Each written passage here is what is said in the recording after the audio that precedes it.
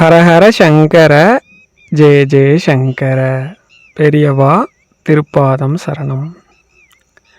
நாம் இந்த ஒரு விஷயத்தை, அதாவது இந்த ஒரு பரிகாரத்தை சரியாக செஞ்சிட்டா நம்ம வாழ்க்கையில் இருக்கக்கூடிய எப்படிப்பட்ட பிரச்சனையும் தீந்துடும். அப்படி ஒரு ஆச்சரியமான விஷயத்த பெரியவா தன் வாழ்நாளில் நிகழ்த்தியிருக்காங்க. அதை பற்றி தான் இந்த பதிவில் பார்க்க போகிறோம். ரொம்ப எளிமையான பரிகாரம், ஆனால் எல்லாருக்கும் செய்ய முடிஞ்ச ஒரு எளிமையான பரிகாரம், எல்லா பிரச்சனையும் தீர்க்கக்கூடிய ஒரு பரிகாரம். பெரியவா சொன்னது பற்றி தான், சொல்லாமல் சொன்னது, அதை பற்றி தான் இந்த பதிவில் பார்க்க போகிறோம். வாங்க பதிவுக்குள்ளே போகலாம்.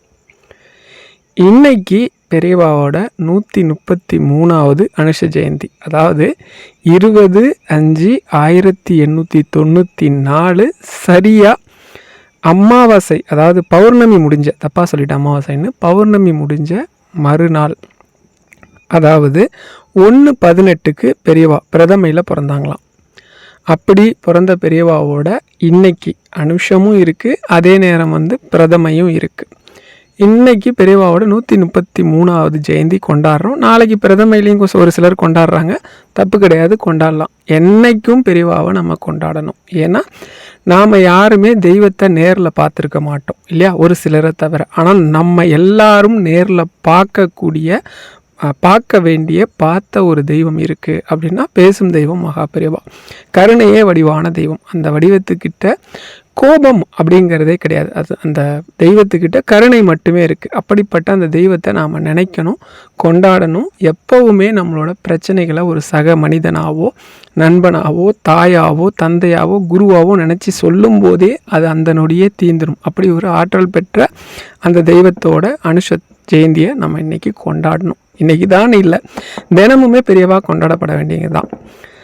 ரொம்ப நாள் ஆச்சு வீடியோ போட்டு, மன்னிச்சிருங்க. ஊருக்கு வந்திருந்தேன், அதனால் இங்கே எப்படின்னா 4G டவரே வராது, அந்தளவுக்கு ரொம்ப உள்ள கிராமம். இப்போ நான் வீடியோ பதிவு பண்ணுறது கூட ஊர்லேருந்து ஒரு 12 கிலோமீட்டர் தள்ளி பெரியவா அனுஷ ஜெயந்திக்காவது வீடியோ போட்டுருணும் அப்படிங்கிறதுக்காக காரில் வந்தேன். காரை ஃபுல்லாக லாக் பண்ணிவிட்டு வெளியிலேருந்து சத்தம் கேட்கும் அப்படிங்கிறதுனால உள்ளே உட்காந்து இப்போ பேசிகிட்டு இருக்கேன்.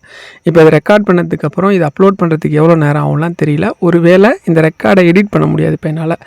தப்பாக சொல்லிட்டேன், ஒன்றை மாற்றி சொல்லிட்டேன் அப்படின்னா மன்னிச்சிருங்க. அதே போல் என்னோடய 2 பசங்களும், பெரியவருக்கும் சின்னவருக்கும் வாழ்த்து சொன்ன அத்தனை அம்மா அப்பா, தாத்தா பாட்டி, அத்தை மாமா, சித்தப்பா சித்தி, பெரியப்பா பெரியம்மா, அக்கா தங்கை, அண்ணன் தம்பி, அத்தனை நல்லுள்ளங்களுக்கும் நன்றி. உங்கள் எல்லாரோட ஆசீர்வாதமும் பெரியவாவோட அனுகிரகமும் இருக்கிற வரைக்கும் அவங்களுக்கு எந்த குறையும் வராது, நீண்ட ஆரோக்கியத்தோடு இருப்பாங்கன்னு நான் நம்புகிறேன். சரி, பதிவுக்குள்ளே போயிடலாம். இந்த பதிவு ஏற்கனவே நம்ம சேனலில் இருக்குது. அதாவது மும்பை விஜயன் சுவாமிகள் அவரோட சொற்பொழிவுலேருந்து எடுக்கப்பட்ட பதிவு தான். ஒரு சிலருக்கு இதை சொன்னோடனே தெரிஞ்சிருக்கலாம், ஒரு சிலருக்கு தெரியாமல் இருக்கலாம். ஏற்கனவே இந்த பதிவு போட்டப்போ பின்னாடி பேக்ரவுண்ட் நாய்ஸ்னால சிலருக்கு சரியாக கேட்க முடியலன்னு சொன்னாங்க. பெரியவாவோட கருணை எப்படிப்பட்டது, நாம் என்ன பரிகாரம் செய்யணும் நம்மளோட பிரச்சனையிலேருந்து வெளியில் வரத்துக்குன்றதுக்கு இதை விட சிறந்த ஒரு பதிவும் இல்லை, நான் சொல்ல போகிற பரிகாரமும் இல்லை அப்படின்னு எடுத்துக்கலான்னு வச்சுக்கோங்களேன். ஒரு நாள் மும்பை விஜயன் சுவாமிகள் அவங்க தன்னோட நண்பர் ஒருத்தர் கல்கத்தாவில் பயணிகள் கப்பல் இருக்கு இல்லையா, அதில் வரதா அவரை பார்க்குறதுக்காக இவர் துறைமுகம் போயிருக்கிறாரு. கப்பல் 2 மணி நேரம் தாமதம் அப்படின்னு சொல்லி அறிவிப்பு வந்துருச்சு. அதுக்காக என்ன பண்ணுறாரு, காத்திருக்கலான்னு முடிவு பண்ணி அங்கே துறைமுகத்தை ஒட்டி இருக்கிற ஒரு சாலையில் இருக்க ஒரு சின்ன ஹோட்டல் முன்னாடி போய் பெஞ்சில் உட்கார்றாரு. அது ரொம்ப சின்ன ஹோட்டல், ஆனால் வரவங்க போகிறவங்க ரொம்ப அதிகமாக இருக்குது.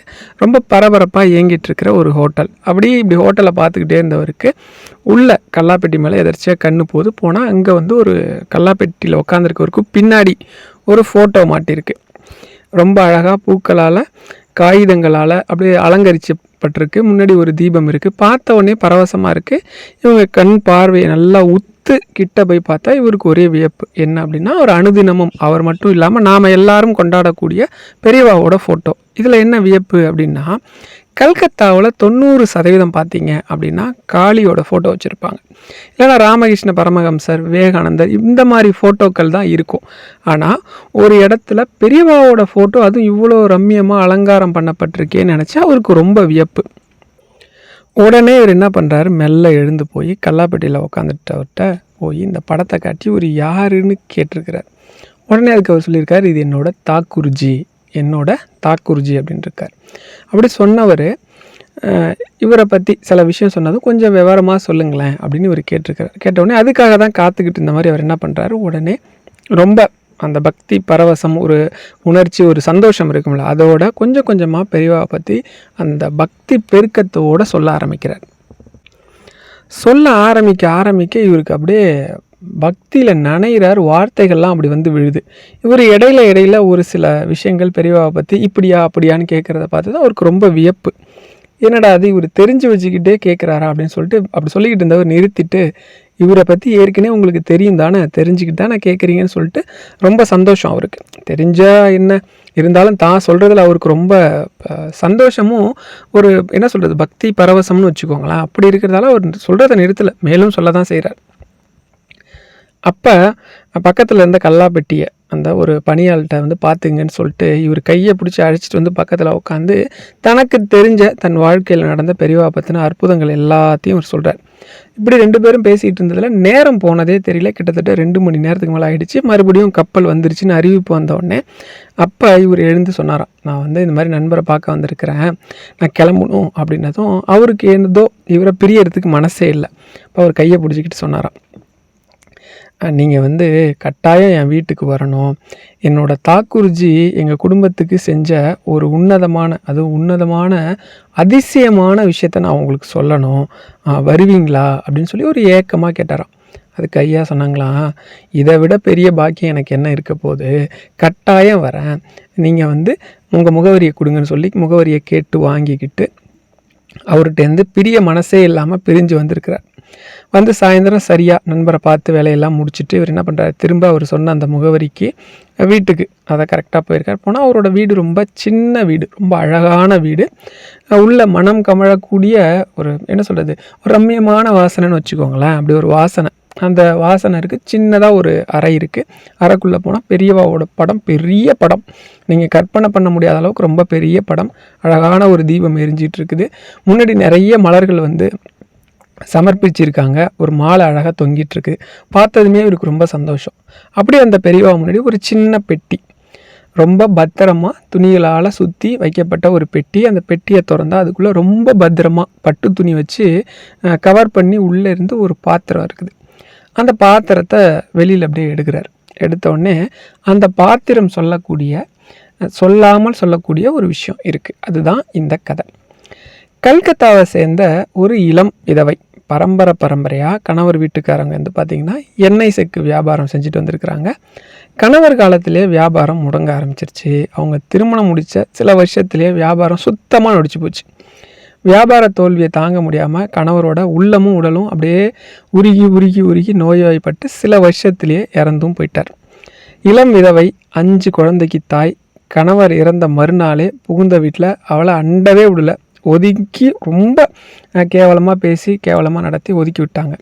சரி, புகுந்த வீடு தான் இப்படி இருக்குது, பிறந்த வீட்லையாவது பாதுகாப்பு கிடைக்கும்னு அங்கே போய் கதவை தட்டினா பிறந்த வீட்டில் ராசி இல்லாதவ அமங்கலின்னு சொல்லிட்டு 2 தாப்பால் போட்டாங்க. அதாவது இந்த பக்கமே வந்துடாதுன்னு விரட்டி அடிச்சிட்டாங்க. இப்போ அந்த அம்மாவோட நிலைமையை நினச்சி பாருங்கள். தான் உடலையும் மானத்தையும் பாதுகாத்துக்கணும், அதே நேரம் ஒன்றுமே புரியாமல் இருக்கக்கூடிய பிஞ்சு குழந்தைங்க, 5 குழந்தைங்களையும் வளர்க்க வேண்டிய பெரும் பாரம். எல்லாத்துக்கும் மேலே சமுதாயம் அந்த அம்மாவை ராசி இல்லாதவன்னு சொல்லி ஒரு மூழ்கிரிடத்தை சுட்டிடுச்சு. இது எல்லாம் அவளை அழுத்துது. கணவர் வந்து சேர்த்து வச்சுட்டு போன ஏதோ சின்ன தொகை இருக்குது, பசி பட்டினி இல்லாமல் குடும்பத்தை நடத்தினா எவ்வளோ காலம் அது தாங்கும்? அதுவும் சில வருடங்கள்லேயே காலமாக போயிடுது. 2 வேளை சாப்பாடு, 1 வேளை சாப்பாடாவது பின்னாடி அது கஞ்சா மாறுது. கையில் இருக்கிற பணம்லாம் கரைய அவங்களுக்கு ஒரே அச்சம், கவலை. எப்படா இந்த குடும்பத்தை நடத்த போகிறோம்? இந்த குழந்தைங்களுக்கெல்லாம் ஒரு வேளையாவது பசிக்கிறதுக்கு சாப்பாடு போடணுமே, என்ன செய்ய போகிறோன்னு புரியல அந்த அம்மாவுக்கு.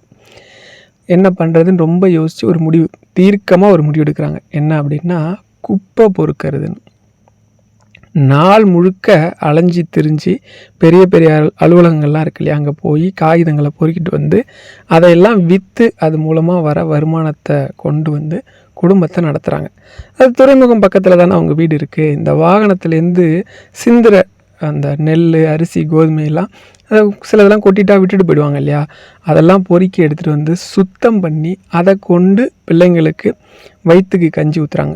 வேறு வழி என்ன பண்ண முடியும்? ஆனால் எப்படியோ 5 பிள்ளையும் கரை சேர்ப்பேன் அப்படின்ற கவலை அந்த அம்மாவுக்கு. எப்பட்றா இந்த 5 குழந்தையும் சேர்க்க போகிறோம் அப்படிங்கிற நிலை வந்து ஒவ்வொரு நிமிஷமும் அந்த அம்மாவை துரத்துது. மனுஷனுக்கு உடம்பு அசதியாக இருந்தால் சரி கொஞ்ச நேரம் தூக்கம் வந்துடும். இந்த மனசும் இந்த மூளையும் ரொம்ப அசதியாகவோ வருத்தத்திலே இருந்தால் அந்த வாழ்க்கை ரொம்ப நரகமாக இருக்குன்னு சொல்லுவோம் பார்த்தீங்களா? அதை தான் நம்ம மனக்கவலைன்னு சொல்கிறோம். அந்த அம்மாவுக்கு அது ஒவ்வொரு செகண்டும் அது பெரிய கவலையாக இருக்குது. இந்த நிலையில தான் பெரியவா கல்கத்தாவுக்கு முகாம் போட்டிருக்கிறாங்க. அவங்கள தரிசனம் பண்ண மக்கள் அவங்கள பற்றி பலவார பிரமிப்பாக பக்தியோடு பேச பேச அந்த பேச்சு எல்லாம் இந்த அம்மா காதுக்கும் எட்டுது. அவளுக்கும் அவங்க சொல்கிறத பார்த்து தாக்கூர்ஜியை பார்க்கணுன்னு ஒரு ஆசை. அவரை தரிசனம் பண்ணிட்டு வந்தால் நம்ம வாழ்க்கையில் ஒரு விடியல் இருக்கும்னு நினைக்கிறான். இரவெல்லாம் ஒரே சிந்தனை, எப்படியாச்சும் மறுநாள் ஸ்நானம் பண்ணிவிட்டு அவங்கள போய் பார்த்துடலாம் அப்படின்னு முடிவு பண்ணி விடிஞ்சும் விடியாமல் மறுநாள் ஸ்நானம் பண்ணிவிட்டு கையில் ஒரு காளி எண்ணெய் தூக்க எடுத்துக்கிட்டு பெரியவா முகாமிட்டிருக்க இடத்துக்கு வந்துட்டாங்க. அந்த அம்மா நினச்சி வந்தது பெரியவாவை சுலபமாக பார்த்துடலாம் அப்படின்ட்டு. ஆனால் அங்கே வந்தால் இந்த அம்மா கூட கற்பனை பண்ண முடியாத அளவுக்கு பெரிய கூட்டம் நீண்ட வரிசை நிற்கிது. வரவங்க போகிறவங்கெல்லாம் ஒரு மாதிரி ஏளனமாக இவங்கள பார்க்குறாங்க. அவங்கள பார்த்து சில பேர் விலகி நிற்கிறாங்க, தள்ளி போய் நிற்கிறாங்க. அப்போ தான் அந்த அம்மாவுக்கு தன்னோட நிலைமை என்னன்னு புரியுது. தாக்கூர்ஜியை பார்க்கணும் அப்படின்னு சொல்லி ஆர்வத்தில் அந்த அம்மா வந்துட்டாங்கல்ல. வந்திருக்கிறவங்க அவங்களோட பார்வையில் மற்றவங்க எல்லாம் நல்ல ட்ரெஸ் போட்டிருக்கிறாங்க, கை நிறைய என்னென்னமோ வாங்கிட்டு வந்திருக்கிறாங்க. ரொம்ப ஆடம்பரமாக இல்லைனா கூட அத்தியாவசிய தேவை, நல்ல உடை, நல்லா எண்ணெய் வச்சு தலை சீவி பொட்டு வச்சு பூ வச்சு தேவையான இந்த அன்றாடம் தேவையான விஷயங்கள்லாம் இருக்குல்ல சின்ன சின்னதாக அதெல்லாம் பண்ணி நீட்டாக வந்திருக்காங்க. ஆனால் இந்த அம்மாவை பார்த்தா பரம்பரையாக எண்ணெய் காட்டுறது தான் குழல் தொழிலாக கொண்டவங்கன்னு சொன்னால் கூட யாரும் நம்ப மாட்டாங்க. தலையில் ஒரு சொட்டு எண்ணெய் இல்லை, வறண்டு போன கூந்தல், எத்தனையோ துவைச்சும் நீங்காத அழுக்கு படிஞ்ச சேலை, தன் வாழ்க்கை தரத்தை வெளிச்சம் போட்டு காட்டக்கூடிய அங்கங்கே கிழிஞ்சிருக்குது அந்த சேலை. அதை கூட அந்த அம்மா ஒட்டு போட்டு தச்சு கொண்டு வந்திருக்காங்க. இப்படிப்பட்டவங்க இந்த கூட்டம் எப்படி ஏற்றுக்கும்? கூட்டத்தில் ரொம்ப முயற்சி பண்ணி நிற்கலான்னு போனால் விரட்டி அடிக்கிறாங்க, ஏதாவது ஒன்று கேவலமாக பேசுகிறாங்க. இவளெல்லாம் யார் வர சொன்னது? இதெல்லாம் வந்து சாமியை பார்த்து என்ன ஆக போகுது? சாமி இந்த மாதிரி ஆளெல்லாம் பார்ப்பாங்களா? ஒரு நல்ல ட்ரெஸ்ஸு கூடமா இல்லை, சாமியை பார்க்குறதுக்கு இப்படி தான் வரதா? இப்படி அவங்கவுங்களுக்கு என்ன தெரியுமோ, ஏன்னா நம்ம கஷ்டம் மற்றவங்களுக்கு தெரியணும்னு அவசியமே இல்லையே, அப்படி தானே பேசுவோம் நம்ம. அந்த மாதிரி ஒரு தளமாக பேட்டுறாங்க. இந்த அம்மாவுக்கு சாமியை பார்க்கணுங்கிற எண்ணம் தீர்க்கமாக இருக்குது. ஆனால் அதே நேரம் இவங்க பேசுகிறதெல்லாம் ரொம்ப மனசு வலிக்குது. கூட்டத்துலேருந்து அப்படியே தள்ளி நிற்கிறாங்க. கூட்டத்தோட பார்வையில் இவங்க கொஞ்சம் கொஞ்சமாக அவங்க எல்லாம் பேச பேச தள்ளி வந்துடுறாங்க. இப்படியே ஒதுங்கி ஒதுங்கி ஒதுங்கி ஒதுங்கி கூட்டத்துலேருந்து ஒரு 60-70 அடி தள்ளி நிற்கிறாங்க. கூட்டத்திலேருந்து எப்படியாச்சும் சாமியை பார்த்துடலாம் அப்படின்னு தோணுன இவங்களுக்கு சாமியை பார்க்க முடியுன்ற எண்ணமே போயிடுச்சு. நேரம் ஓடிக்கிட்டே இருக்குது. எப்படா சாமியை பார்க்குறது? சாமியை நம்மளால் பார்க்க முடியுமா? சரி, சாமியை பக்கத்தில் போய் பார்க்குற பாக்கியம் நமக்கு கிடைக்காது. ஏன்னா இந்த கூட்டத்தை தாண்டி நம்மளால் போய் பார்க்க முடியாது, எப்படியும் விட மாட்டாங்க. அதுவும் கூட்டம் பெருசாக வந்துக்கிட்டே இருக்குது. இவங்க கூட்டத்துலேருந்து தள்ளி தானே நிற்கிறாங்க, வரவங்கெல்லாம் போய் சாமியை பார்த்துருவாங்க இல்லையா? இப்படி தன்னோட நிலைமையை நினச்சி அந்த பெரியவாவை நினச்சி தாக்கூர்ஜியை நம்ம பக்கத்தில் பார்க்காட்டி என்ன, தூரத்துலேருந்து அவரை தரிசனம் பண்ணுவோம், நம்ம வாழ்க்கையில் ஒரு மாற்றம் வரும்னு ஒரு நம்பிக்கை. தூரத்துலேருந்து அவரை நம்ம ஒரு பார்வை பார்த்துட்டா போதும், அவரோட பார்வை நம்ம மேலே வந்துட்டா போதும்னு சொல்லிட்டு கிட்டத்தட்ட அவங்க நின்ன இடத்துலையே 5 மணி நேரம், நம்மெல்லாம் அரை மணி நேரம் மந்திரம் சொல்லிவிட்டு கடவுள் நமக்கு எதுவுமே தரலன்னு கடவுள்கிட்ட சண்டை போட்டுக்கிட்டு இருக்கிறோம், மந்திரத்தை பற்றி தப்பாக சொல்கிறோம் இல்லையா? ஒரே இடத்துல சரியாக 1 மணி 1:30 மணி வாக்கில் நிற்க ஆரம்பித்தவங்க பொழுது வெயிலும் தன் மேலே விழுந்து கூட பொழுது சாயிற வரைக்கும் அப்படியே ஒரே இடத்துல 5 மணி நேரம் காத்துட்ருக்குறாங்க. பெரியவாவோட தூர தரிசனம் கிடைக்கல, ஆனால் பெரியவாவை பார்த்துட்டு தான் போகணும் அப்படிங்கிற அவங்க எண்ணத்தை அவங்க கைவிடவே இல்லை. இப்போ அவங்களுக்கு உள்முகமாக இதை உணர்ந்த பெரியவா தன்னோட உதவியாளர்கிட்ட சொல்லி ஒரு குறிப்பாக ஏதோ சொல்லி அந்த பாத்திரத்தை வாங்கிட்டு வர சொல்லி அனுப்புகிறாங்க. நேராக அந்த உதவியாளர் பெரியவா பக்கத்தில் இருக்கக்கூடிய தொண்டர் வந்து இவங்கள்ட்ட விஷயத்த சொல்லி அவங்க கையில் வச்சுருக்கிற அந்த எண்ணெய் தூக்கு இருக்கு இல்லையா, அதை வாங்கிட்டு போகிறாங்க. எப்படியாவது இந்த போகிறாங்க இல்லையா, இந்த வழியிலையாவது கூட்டம் விலகும், பெரியவாவை தரிசனம் பண்ணிடலாம் அப்படின்னு பார்த்தா, கூட்டம் எல்லாம் பரவசமாக விலகுனா கூட கொஞ்ச நேரத்தில் திரும்ப வந்துடுறாங்க. இப்போவும் இவங்களுக்கு ஒரே கஷ்டம். சரி, நம்மளோட கஷ்டம் தெரிஞ்சு பெரியவா நமக்காக ஏதோ ஒரு விஷயம் செய்கிறாங்க, அவங்களோட அந்த இதே போதும், கருணையே போதும் அப்படின்னு சொல்லிட்டு திருப்தியானவன் நேராக பாத்திரத்தை கொண்டுட்டு போய் அங்கே பெரியவா முன்னாடி அவர் வச்ச உடனே அப்போ இவங்களுக்கு தூரத்துலேருந்து பெரியவாவோட ஒரு செகண்ட், அதாவது வந்து மைக்ரோ செகண்ட் சொல்லுவோம் பார்த்தீங்களா, அது குறைவான இதில் பெரியவாவோட முகம் பளிச்சுன்னு தெரியுது. ஒரு செகண்ட் தான் பார்க்குறாங்க. அப்படியே கண்ணை மூடி பெரியவாவை ஒரு நிமிஷம் என்ன சொல்லணுமோ நினைக்கிறாங்க. அந்த நேரம் அவங்க காதுக்கு மட்டும் ஒரு வார்த்தை கேட்குது. என்ன அப்படின்னா, பரவாயில்லை, இத்தனை நேரம் காத்திருந்தாயே, உண்மையிலே நீ பொறுமைசாலி அப்படின்னு கேட்குது. அந்த நேரம் இவங்க திரும்ப சொல்கிறாங்க, தாக்கூர்ஜி நான் பொறுமைசாலி இல்லை, எத்தனையோ மக்கள் உங்கள்கிட்ட வராங்க, ஆசி வாங்குறாங்க, அனுகிரகம் வாங்குறாங்க, அவங்க எல்லாருக்கும் பல மணி நேரம் இடைவிடாது கருணை மழை பொழியிறீங்களே ஆசி தந்து, நீங்கள் வந்து அல்லவா மகான், நீங்கள் தானே கடவுள், உங்களோட கருணை எப்பேற்பட்டது அப்படின்னு சொல்கிறாங்க. அப்போ இந்த இளம் விதவைக்கு கூட நீங்கள் கருணை காட்டியிருக்கீங்க இல்லையா, என்னோட காத்திருப்பில் நான் காத்துட்ருக்கிறதுல கூட ஒரு சுயநலம் இருக்குது. ஆனால் உங்களை நாடி வர பக்தர்களுக்கு நீங்கள் எவ்வளோ பொறுமையாக அன்பையும் கருணையும் அல்லவா கொடுக்குறீங்க. இது வந்து என்னை கம்பேர் பண்ணும்போது இதெல்லாம் ஒன்றுமே இல்லை. அதாவது உங்களை கம்பேர் பண்ணும்போது நான் செஞ்சதெல்லாம் ஒன்றும் கிடையாது, நீங்கள் எப்பேற்பட்ட மகான். அம்மா வந்து ஒரு கருணையை எப்படி கொடுப்பாங்க ஒரு குழந்தைக்கு, அதை விட மேன்மையான கருணை அல்லவா உங்களோடது அப்படிங்கும்போது அப்போ ஒரு வார்த்தை கேட்குது. என்ன அப்படின்னா, இதை கொண்டு 17 ஆண்டு காலம் உன் குடும்பத்தை நடத்தி நீயும் ஜீவித்து வா. அதுக்கு என்ன அர்த்தம்னா, இதை வச்சுக்கிட்டு 17 வருஷம் உன் குடும்பத்தை நடத்து, நீயும் அதோடு சேர்ந்து வளர்ந்து உன் குழந்தைகளையும் வளர்த்து நல்லா சந்தோஷமாக இருந்துட்டு வா அப்படின்றத கேட்குது. உடனே அந்த அந்த வார்த்தை கேட்ட உடனே இவங்களை அறியாமல் எத்தனையோ துன்பங்கள், கஷ்டங்கள், கவலைகள் இவங்களுக்கும் இருந்தது இல்லையா, அதெல்லாம் ஒரு செகண்டில் அப்படியே மறைஞ்சி போன மாதிரி ஒரு பரவச நிலை. ஏதோ எல்லா துன்பமும் அழிஞ்சு நிம்மதியும் சந்தோஷமும் நம்ம கிடச்சா அப்படி இருக்கும், அப்படி ஒரு நிலை. இப்போ நேராக பெரியவாட்டேருந்து பாத்திரத்தை வச்சார் இல்லையா, முன்னாடி பெரியவா என்ன பண்ணுறாங்க, தன்னோட கமண்டலத்துலேருந்து ஏதோ அந்த பாத்திரத்தில் விடுறாங்க. அந்த பணியால் கொண்டு வந்து அந்த பாத்திரத்தை என்ன பண்ணுறாரு, இந்த அம்மாட்ட கொடுக்குறாங்க. இப்போ பரவச நிலையில் இருந்த அந்த அம்மா இயல்பு நிலைக்கு வராங்க. வரவங்க என்ன பண்ணுறாங்க, தன்னோட சேலையோட தலைப்பால் அந்த பாத்திரத்தை மூடிக்கிட்டு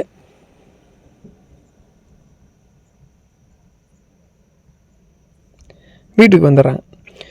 இப்போ வீட்டுக்கு வந்தவுடனே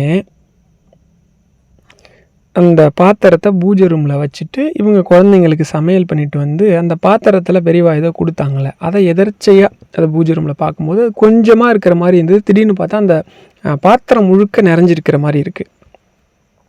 அவங்க உடனே அதை எடுத்து கிட்ட பார்க்குறாங்க. பார்த்தா அது வந்து ஏதோ தீர்த்தம் மாதிரி இருந்தது. அதை வேறு ஒரு பாத்திரத்துக்கு, ஏன்னா பாத்திரம் முழுசாக ஆகிடுச்சு இல்லையா, அதனால் என்ன பண்ணுறாங்க, அதை எடுத்து வேறு ஒரு பாத்திரத்துக்கு ஊற்றும் போது கவனிக்கிறாங்க, அது தீர்த்தம் கிடையாது, எண்ணெய்.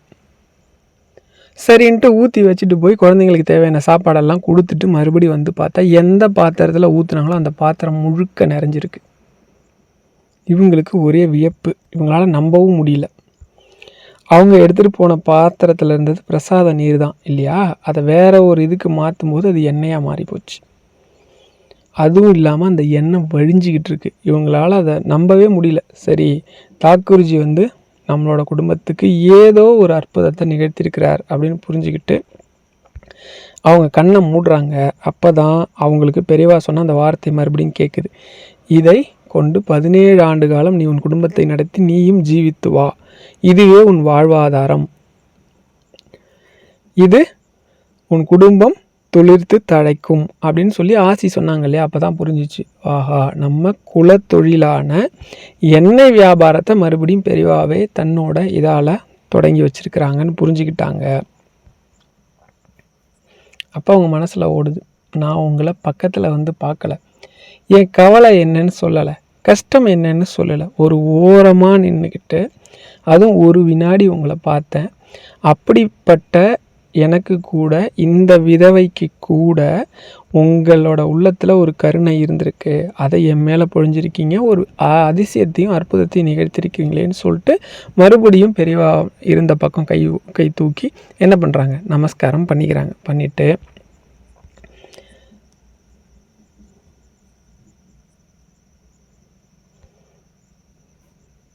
மறுநாள் இப்போ அந்த பாத்திரம் நிறைஞ்சிருக்கு இல்லையா, மறுநாள் என்ன பண்ணுறாங்க, ஸ்நானம் பண்ணிவிட்டு அந்த பாத்திரம் வெறும் பாத்திரமாக இருக்கிறது கவுத்து வச்சுருக்கிறாங்க. அந்த பாத்திரத்தை நிமித்து வச்சு பெரியவாவை நினச்சி அவங்க சொல்கிறது என்ன அப்படின்னா, அவங்க வந்து ஒரு தாரக மந்திரமாக ஒரு வார்த்தையை பயன்படுத்துகிறாங்க. என்ன அப்படின்னா, நான் விழுந்து போன நேரத்தில் என் மக்கள் எல்லாம் என்ன நகைச்சாங்கன்னா கேலி கிண்டல் பண்ணாங்க. வியாதியஸ்தி, அதாவது ராசி இல்லாவல்னு சொன்னாங்க. ஜனமே என்னை வெறுத்துச்சு, என்னை காயப்படுத்துச்சு. அப்படி எனக்கு சுகப்படுத்தி புது வாழ்வு தந்த தாக்குருவே அப்படின்னு சொல்லி பிரார்த்தனை பண்ணுறாங்க. பிரார்த்தனை பண்ணிக்கிட்டு அந்த பாத்திரத்தை நிமித்து வச்சாங்க அப்படின்னா அந்த பாத்திரம் ஃபுல்லாக எண்ணெய் வந்துடும். அதை எடுத்து பக்கத்தில் இருக்க குடத்தில் ஊற்றிட்டு இந்த பாத்திரத்தை கவுத்து வச்சுருவாங்க. இந்த குடம் நிறைய எண்ணெய் வந்துடும். இப்போ இந்த எண்ணெயை எடுத்துக்கிட்டு தான் இருக்கிற ஊர்லேருந்து கிட்டத்தட்ட ஒரு 4-5 கிலோமீட்டர் தொலைவில் போய் இவங்க என்ன பண்ணுறாங்க, எண்ணெய் வியாபாரம் பண்ணுறாங்க. தன் குடும்பத்துக்கும் சுற்றி இருக்கவங்களுக்கும் இந்த விஷயம் தெரியாமல் பார்த்துக்கிறாங்க. இவங்க தனக்குத்தானே ஒரு கட்டுப்பாடு போட்டுக்கிறாங்க. என்ன கட்டுப்பாடுனா, தினமும் ஒரு குடம் எண்ணெய் தான், அதை தாண்டி அதுலேருந்து எடுக்கக்கூடாது. அந்த ஒரு குடத்தில் தான் வியாபாரம் பண்ணுறோம், அந்த ஒரு குடத்தில் வர வருமானத்தை வச்சு தான் குடும்பத்தை நடத்தணும்னு. இப்படி பெரியவாவோட வாக்குப்படி பார்த்தீங்க அப்படின்னா, அவங்க வந்து பல வருஷமாக பரிதாப நிலையில் இருந்த அந்த குடும்பம் கொஞ்சம் கொஞ்சமாக முன்னேறுது. மூத்த மகன் டீ கடை வச்சு வியாபாரம் பண்ணுறான். 4 பொம்பளை பிள்ளைக்கும் உரிய வயசில் கடன் இல்லாத திருமணம் முடிச்சு வைக்கிறாங்க. அந்த அம்மா ஒரு சின்ன வீடும் அவங்களுக்கு சொந்தமாக கட்டிக்கிறாங்க. தாக்கூர்ஜியோட ஆசையால் மகனுக்கு வியாபாரம் சிறக்க ஒரு சின்ன ஹோட்டலும் வச்சு நல்ல நிலமையில் இருக்கிறான். மகனுக்கும் திருமணம் பண்ணிட்டாங்க. இதுக்கப்புறம் அந்த அம்மாவுக்கு பெரியவாவோட கருணை, அதனால் ரொம்ப நிம்மதி. 17 ஆண்டு காலம் அவரோட கருணையால் ஜீவிதம் நடந்தது. இனி தனக்கு வாழ்க்கையில் என்ன வேணும் அப்படின்னு உள்ளே ரொம்ப நிறைவாக இருக்கிற நேரம் தாக்கூர்ஜியோட நினைப்பு வருது. ஒரு நாள் தாக்கூர்ஜியோட கருணையை நினச்சி கண்ணீர் பெருக அழுதுகிட்டு இருக்கும்போது அவங்களுக்கு அந்த பெரியவாவோட தரிசனம், உள்முக தரிசனம் கிடைக்கிது. மகரிஷியே, மாமுனியே, சித்தனே சுத்தனே, சர்வனே சத்தியனே, நீர் செய்த உபகாரங்கள் கணக்கால் என்ன முடியுமா என அப்படி சொல்லி அவங்க வந்து தன் வார்த்தையில் வர எண்ணத்தில் வர வார்த்தைகளை பயன்படுத்தி அழறாங்க. அவங்களுக்கு ஒரு விஷயம் புரிஞ்சிச்சு. ஓகே, 17 ஆண்டு காலம் வந்து அதிலிருந்து வர வேண்டிய எல்லாம் வந்துடுச்சு. இவங்களுக்கும் சின்னதாக ஒரு நோய்வாய்ப்படுது. அதனால் தன்னோட காலம் முடிய போகுது அப்படிங்கிறத அவங்க புரிஞ்சுக்கிறாங்க. உடனே தன்னோட மகனை கூப்பிட்டு தன் மகன்கிட்ட இந்த ரகசியத்தை 17 ஆண்டு காலம் தான் மறைச்சி வச்சுருந்த அந்த உண்மை, அதாவது பெரியவாவோட கருணையால் அமுதசுரபின்னா நம்ம எல்லாம் படிச்சிருப்போம் இல்லையா, பஞ்ச பாண்டவர்களோட திரௌபதிக்கிட்டேயும் நம்ம இவங்கக்கிட்டேயும் தான் வந்து அட்சய பாத்திரம் இருந்ததாக படிச்சிருக்கிறோம். அட்சய பாத்திரத்தை எடுத்து வச்சோம்னா எவ்வளோ சாப்பாடு வேணால் வந்துக்கிட்டே இருக்கும், சாப்பிடுவோம் அப்படின்னு, சாப்பிட முடியும் அப்படின்னு நம்ம படிச்சிருக்கிறோம். இதெல்லாம் ஒரு கற்பனை அப்படின்னு சொல்கிற மக்கள் இருக்கிற காலத்தில் அந்த எண்ணத்தூக்கிலிருந்து நான் வந்து பெரியவாவை மனசார நினச்சி இந்த வாசகங்களை சொல்லி எண்ணெய் எடுத்து அது ஒரு குடமாக நிறைஞ்சதும் 4 கிலோமீட்டர் தள்ளி இருக்கிற ஊர்களுக்கு போய் வியாபாரம் பண்ணி அதில் வந்த வருமானத்தில் தான் நம்ம எல்லாரும் இந்த நிலைமைக்கு வந்திருக்கோம். இதுக்கு முழுக்க காரணம் பெரியவா தான். இதுதான் அந்த பாத்திரம். இனிமே 17 வருஷம் முடிஞ்சு போச்சு, இந்த பாத்திரத்துலேருந்து எண்ணெயே வராது அப்படின்னு சொல்லி அந்த பாத்திரத்தை அந்த பையன் கையில் கொடுத்து இதை பத்திரமா வச்சுக்கோ. இதை விட முக்கியமான பத்திரமான ஒரு விஷயம் என்ன அப்படின்னா, உன் வாழ்க்கையில் நீ எந்த நிலையில் போனால் கூட பெரியவாவை மறந்துடாது. பெரியவாவை சரணாகதி பண்ணிடு, அந்த மகானை சரணாகதி பண்ணிடு, மற்ற எல்லாத்தையும் அவர் பார்த்துப்பார் சொல்கிறாங்க. இப்போ இந்த விஷயத்த சுவாமிகள்கிட்ட இவர் சொன்னாராமா. இப்படி வந்து எங்கள் வாழ்க்கையில், அதாவது ரொம்ப அபல நிலையில் இருந்த எங்கள் அம்மாவுக்கு, யாருன்னே தெரியாத எங்கள் அம்மாவுக்கு முன்பின் பெரியவாவை பற்றி தெரியாது, பெரியவாவோட வழிபாடு தெரியாது, அவர் யாருன்னு தெரியாது. ஒரு நாள் கூட நாங்கள் வந்து அப்படிலாம் போய் அவர்கிட்ட பிரார்த்தனை பண்ணதில்லை, சாமி கும்பிட்டதில்லை. அப்படிப்பட்ட என்னோட தாயோட நிலை, அவளோட வைராக்கியம், அந்த நிலைக்கும் அவள் இருந்த பொறுமைக்கும் கிடைச்ச ஒரு கருணையும் ஒரு அன்பும் பெரியவா கொடுத்தது தான் இது அப்படின்னு சொல்லி முடிச்சாராமா. இப்போ நம்மளில் எத்தனையோ பேருக்கு இது மாதிரி இதை விட மோசமாகவோ இதை விட குறைவாகவோ பிரச்சனைகள் இருக்கலாம். நாம் என்ன செய்யணும் அப்படின்னா, கருணையே வடிவானவங்க பெரியவா. பெரியவாவோட ஒரு ஸ்பெஷல் அப்படின்னு சொல்லணும் அப்படின்னா, கோபம்னா என்னன்னே தெரியாது பெரியவாவுக்கு. கோபப்பட்டு நம்ம பார்த்ததே இல்லை. நம்மளோட இதில் எங்கேயுமே பெரியவா கோபப்பட்டதாக இருக்காது. அதே கோபம்னா கூட பொய் கோபம், அதாவது ஒரு 10 வினாடிகளுக்கு குறைவான கோபம். அப்படிப்பட்ட பெரியவாவை சரணாகதி பண்ணிடுங்க. உங்களுக்கு ஒரே ஒரு பரிகாரம். அது என்ன தம்பி சரணாகதி? நீங்கள் எல்லோரும் சிவன் கோயில் போனால் ஒரு மந்திரம் சொல்லுவாங்க, பார்த்துருக்கீங்களா? நம பார்வதி பதையே ஹரஹர மகாதேவா அப்படின்னு சொல்லுவாங்க. அந்த வார்த்தைக்கு என்ன அர்த்தம் அப்படின்னு நீங்கள் என்னைக்காவது கவனிச்சிருக்கிறீங்களா? இதுக்கு விளக்கம் பெரியவா கொடுத்துருக்குறாங்க. அப்படி என்ன அர்த்தம்னா, பார்வதியோட பதி அப்படின்னா பார்வதிக்கு துணையானவனே, இந்த உலகத்துக்கெல்லாம் அப்பனே அப்படின்னு அர்த்தம். அந்த வார்த்தை ஹரஹர மகாதேவா அப்படின்னா உன்னை சரணாகதி பண்ணுறேன், இந்த வார்த்தையை மட்டும் சொல்லி தன்னோட கஷ்டத்துலேருந்து ஒரு ஞான குழந்தை இந்த உலகத்தையும் சேர்த்து காப்பாத்துச்சின்னு சொல்லுவாங்க. அது யாருன்னா ஞான சம்பந்தர். அவர் தான் வந்து ஹரஹர மகாதேவான்னு சொன்னாராமா. அதனால தான் நம்ம பார்வதி பதையே ஹரஹர மகாதேவா அப்படின்னு இன்றைக்கும் நம்ம சொல்கிறோமா. அப்படி சொல்லி இந்த உலகத்தில் இருந்த பெரும் பெரும் கஷ்டத்தை எல்லாம் உடனே அவர் நீக்கி எங்கெல்லாம் கஷ்டம் குடிகொண்டிருந்ததோ அங்கெல்லாம் சந்தோஷத்தை கொண்டு வந்தாராமா. அதனால தான் எப்போவுமே ஹரஹர மகாதேவா அப்படின்னு சொல்கிறத விடக்கூடாது அப்படின்னு சொல்லுவாங்க. நான் உங்களுக்கு ஒரு மந்திரம் சொல்லித்தரேன், எளிமையான மந்திரம். பெரியவா சரணம், இல்லைன்னா ஹரஹர சங்கர ஜெய ஜெய சங்கர, இல்லைன்னா ஜெய ஜெய சங்கர ஹரஹர சங்கர. இதுக்கு என்ன அர்த்தம் அப்படின்னா, நான் உங்களை சரணாகதி பண்ணிடுறேன். பெரியவா சரணம்னா என்ன அர்த்தம்? நீங்கள் பார்த்து எனக்கு நல்லது கெட்டது, என் கஷ்டத்தையோ சந்தோஷத்தையோ இல்லை எனக்கு ஏற்படக்கூடிய பெரும் பெரும் பிரச்சனைகளிலிருந்து காப்பாற்றுங்கன்னு சொல்லுங்கள். இது வரைக்கும் நம்பினவங்கள பெரியவா காப்பாற்றாமல் போனதில்லை. நான் இன்னைக்கு 2020 வேலை போனதுக்கப்புறம் வாழ்க்கையில் என்னடா பண்ணுறதுன்னு தெரியாமல் அல்லாடிக்கிட்டு இருந்த எனக்கு ஒரு யூடியூப் சேனல் பெரியவா வந்து என்னை ஆட்கொண்டு ஏன் மூலமாக எத்தனையோ விஷயங்கள் சொல்லணும்னு சொல்லி அதே யூடியூப்லேருந்து வருமானத்தை எனக்கு கொடுத்து என் குடும்பத்தை நடத்துறதுக்கு எத்தனையோ இக்கட்டான சூழ்நிலையில் அருவமாவோ யார் ரூபமாவோ கண்ணுக்கு தெரியாத ஒரு பெரிய சக்தியாகவோ இருந்து என்னை வழி நடத்தினது மட்டும் இல்லாமல் எத்தனையோ பிரச்சனைகள்லேருந்து காப்பாற்றிருக்காங்க. என்ன மாதிரி நான் வந்து பொழுதேனிக்கும் பூஜை பண்ணிட்டு உட்காந்துருப்பேன்னு நினச்சிடாதீங்க, அது உண்மை கிடையாது.